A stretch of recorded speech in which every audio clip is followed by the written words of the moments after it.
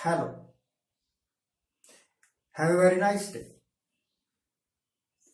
कल जो कुछ दिल्ली में हुआ, दिल्ली की एमसीडी में,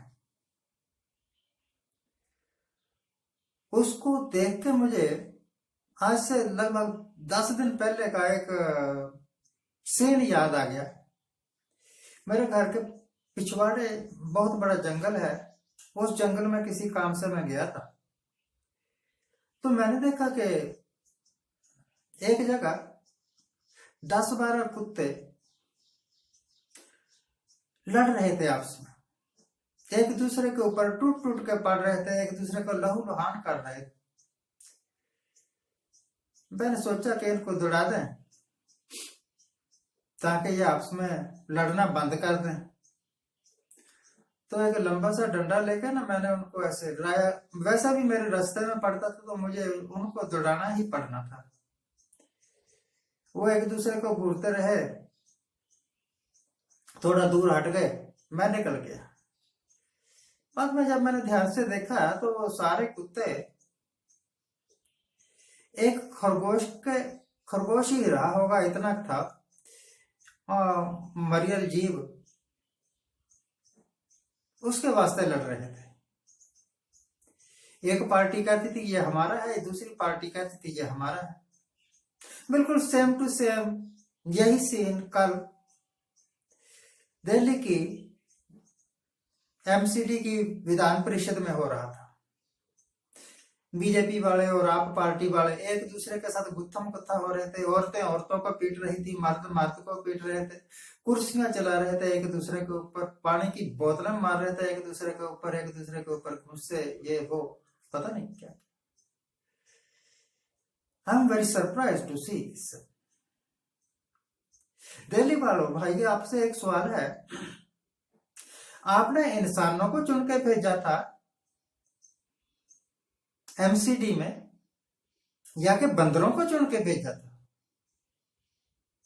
और कितने जलील, कितने कमीने।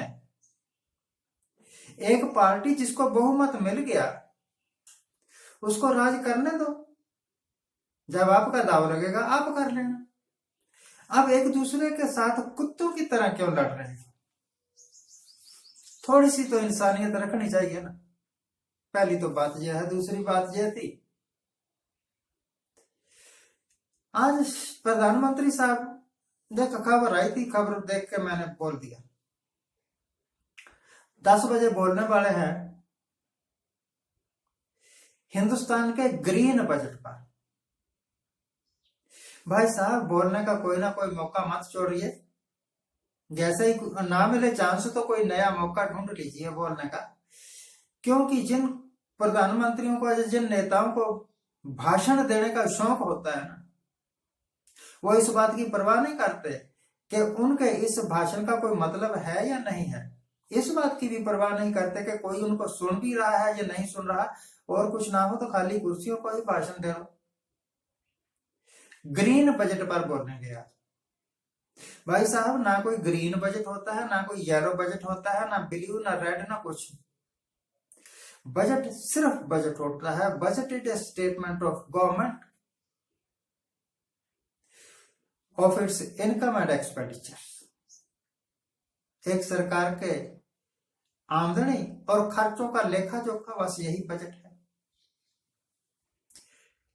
आमदनी हुई, खर्चे हुए, इसमें ग्रीन क्या हो गया, इसमें येलो क्या हो गया, इसमें रेड या ब्लू क्या हो गया? खम एक नई इवेंट क्रिएट करने ताकि हम भाषण दे सकें। इस वर्ष हिंदुस्तान में लगभग 8-9 स्टेट्स में इलेक्शन होने वाला है। अपना गुवार वहां जाकर निकाल लेना ना। अभी दे ही रहे हैं ये भाषण हिंदुस्तान के लीडर, त्रिपुरा में, मेघालय में, वगैरह वगैरह। नॉर्थ ईस्ट में 3 स्टेट्स में इलेक्शन,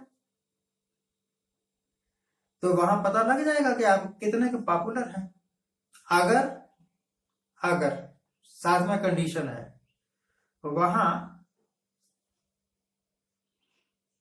मशीनों में गड़बड़ ना की। वे इलेक्शन जीतने के लिए सिर्फ प्रचार ही नहीं करते, हेरा फेरियां भी करते हैं पार्टियों वाले। अभी पिछले हफ्ते एक खबर आई थी कि अमेरिका में बैठे हुए, इजराइल में बैठे हुए लोगों की मदद ली कि आप हमें चमकाओ, हमारे विरोधियों को डिफेम करो ताकि हम इलेक्शन जीत जाए। यानी इलेक्शन जीतने के लिए आप मैनिपुलेशन करते हैं, कभी मशीनों में गड़बड़ करके, कभी विदेश में बैठे हुए इजराइल के टुच्चे जासूसों की मदद कर लेके ताकि हम इलेक्शन जीत जाए। अगर इजराइल वालों ने आपकी मदद ना की तब तो आप नहीं जीतेंगे पक्का, और अगर इजराइल वालों ने मदद की तो अल्लाह मालिक है, अल्लाह मालिक है। ये मेरे वास्ते अल्लाह, राम, वाहेगुरु सब एक है, गॉड सब एक है। इसी करके एक ओंकार है, सब बराबर है। अगर मोदी साहब के वास्ते भी सब एक हों, सब बराबर हों, तो हिंदुस्तान में से एक चीज परमानेंटली खत्म हो सकती है, हिंदू मुस्लिम के झगड़े। परंतु झगड़े खत्म कहाँ होने हैं, इनके राज में।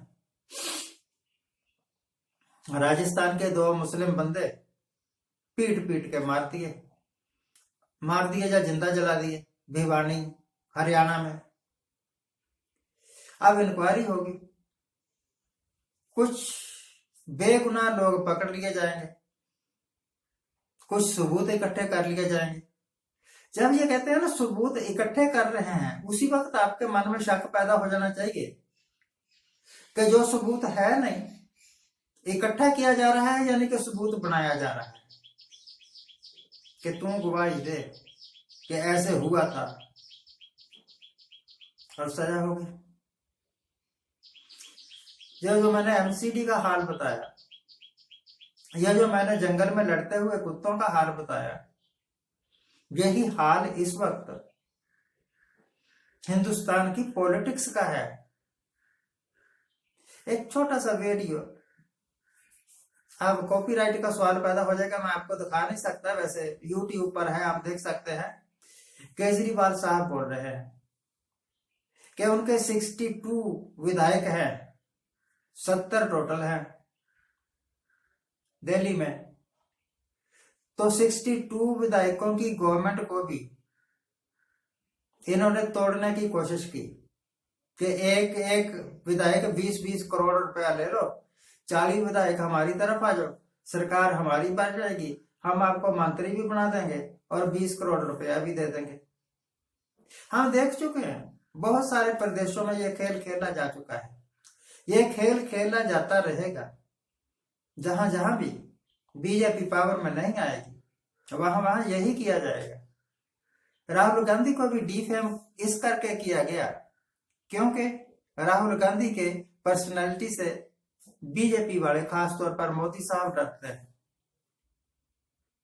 अगर उनको डिफेम ना करते, जैसी उनकी पॉपुलैरिटी थी ऐसे होती रहती, तो मोदी साहब कभी प्रधानमंत्री बन ही नहीं सकते थे। बीजेपी वालों को सत्ता मिल ही नहीं सकती थी क्योंकि लोग जानते हैं कि बीजेपी वाले धर्मांधता की राजनीति खेलते हैं। खेलो, सत्ता में आ जाओ, मुझे फिर भी कोई इतराज नहीं, पर सत्ता में आकर कोई काम तो करो। स्टेट गवर्नमेंट्स को तोड़ तोड़ के अपनी सरकारें ना बनाते रहो। अगर आप में दम होता, अगर आप में पावर होती, अगर आप में क्वालिफिकेशन होती, अगर आप कुछ गुण लेकर पैदा हुए होते, तो फिर इस तरह बनी बनाई पार्टी की सत्ता को तोड़ना या पार्टी को ही तोड़ना और अपनी सरकार बनाना, यह नालायकी है, यह लायकी नहीं है, यह बेईमानी है, ईमानदारी नहीं। आज के लिए इतना ही। आज जिनका जन्मदिन है उनको हैप्पी बर्थडे, आज जिनकी मैरिज वर्ष के उनको बहुत बहुत शुभकामनाएं। सदा सुखी रहिए, आनंद प्रसन्न रहिए।